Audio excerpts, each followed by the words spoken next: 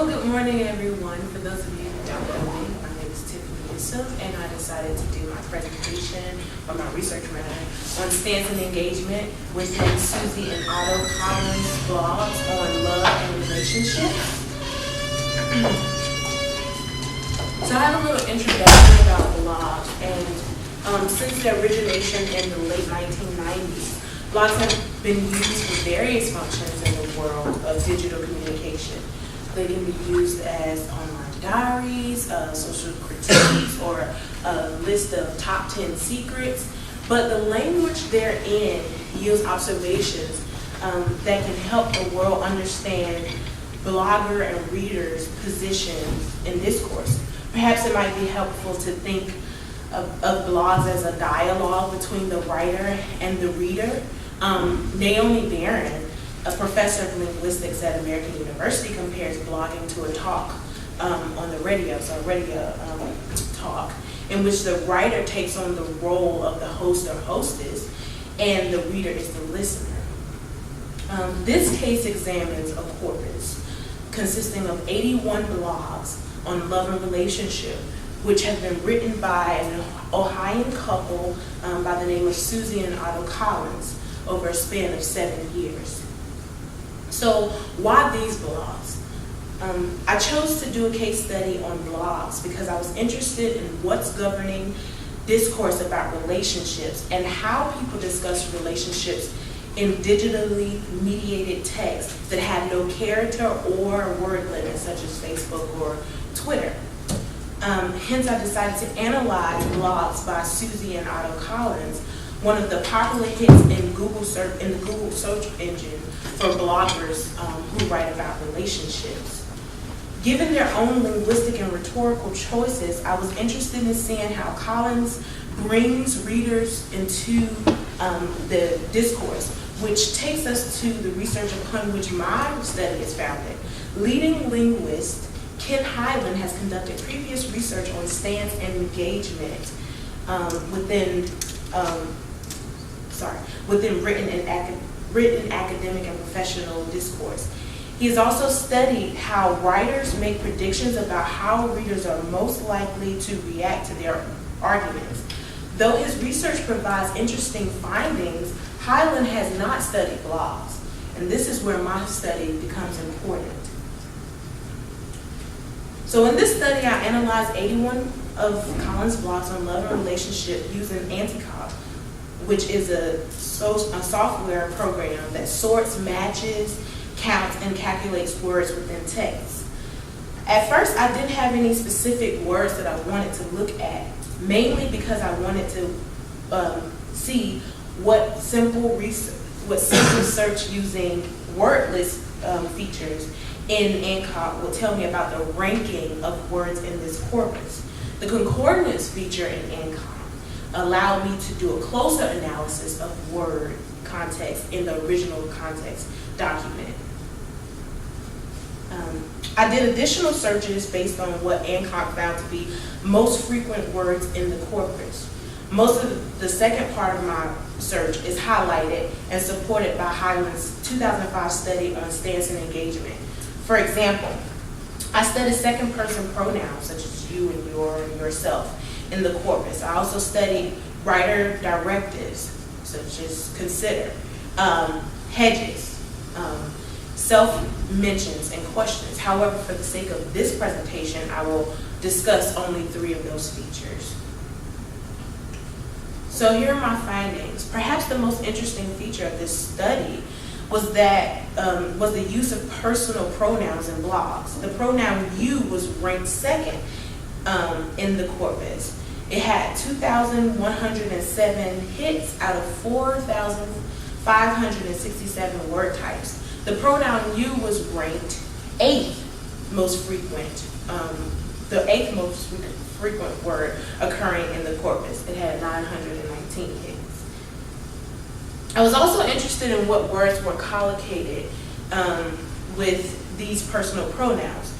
As you can see highlighted, I've highlighted some instances where we see the second person pronoun collocated with verbs that deal with social media like Facebooking, Twittering, and even multitasking. In context, I found Collins' language expresses the actions, the attitudes, and behaviors of anticipated readers. For example, one sentence read, which is not listed here, but when you are Facebooking, Twittering, in most cases you are doing other things too. You're multitasking. The key words here are in most cases. In situations, in another example, the author writes, in fact, when you're jealous of your partner in social situations, you aren't connecting and being present with people that you're with. The key words here are jealousy, social situations, and connecting. In both examples, the writers are engaging the reader in discourse, expressing what they've already anticipated to be happening within a particular situation. In addition to anticipating reader reactions, writers centered their discussions on readers vis-a-vis hedges and directives. Hedges were collocated with second-person pronouns such as yourself. And in these cases, the bloggers engage readers by recommending that certain action be taken within the context of the relationship. But this is important to note. It was without imposing or assuming the reader will actually take the action. For example, Collins instructs the reader to give yourself the gift of loving you and start by acknowledging one thing you like, love, or appreciate about yourself, and then you might want to turn it into a full-blown love affair with you. In another example, the writer says, once you see how much more passionate intimacy can be when you and your mate build connections during the non-intimate times, you might want to say thank you more often. The key words here are not just the pronouns, but the hedge word, might. This is interesting because based on Hyland's definition of a directive, which is instructing the reader to perform an action, the writers are directing readers, though they don't use directive words like consider or imagine. Instead, they use hedges. On the one hand, Collins instruct the readers to perform a particular action, while on the other hand, their use of hedges presents their instruction as opinion rather than an accredited fact, in which case the writers acknowledge the reader does not have to take their advice as true. The writer doesn't even have to follow the recommendations.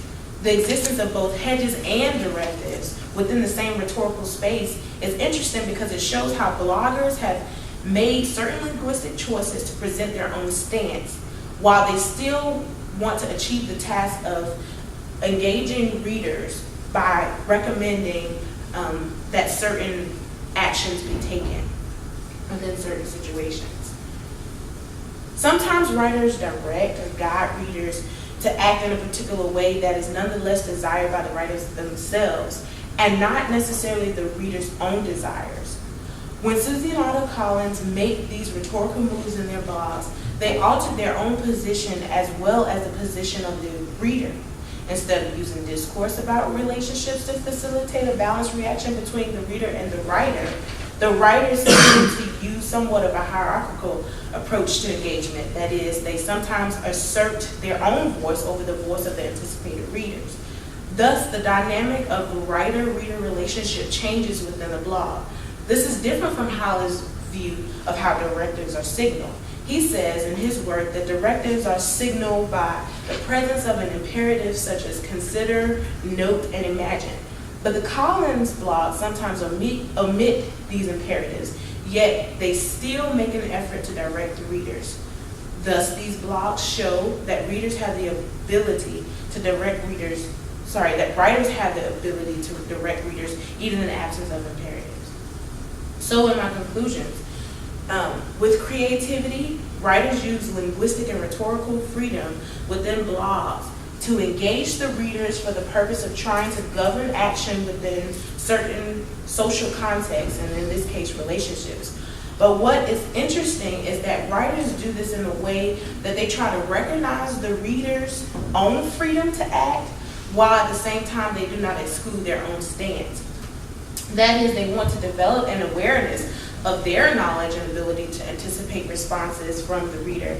And they also want to dictate the actions should be taken, what actions should be taken by the readers given a certain rhetorical and social situation.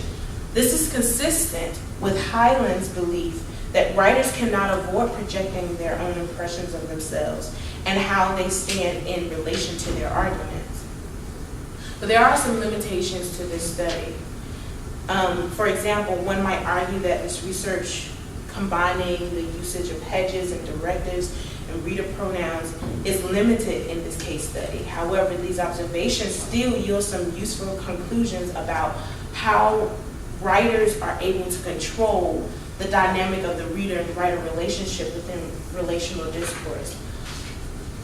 Although this case study is of Susie and Otto Collins' blogs on love and relationship does not encapsulate all relational discourse, these findings do contribute a different perspective to previous discussion on stance and engagement within written texts. Further analysis of other blogs that are centered on romantic relationships would be useful in examining how specific words govern and drive discourse about relationships within digitally mediated.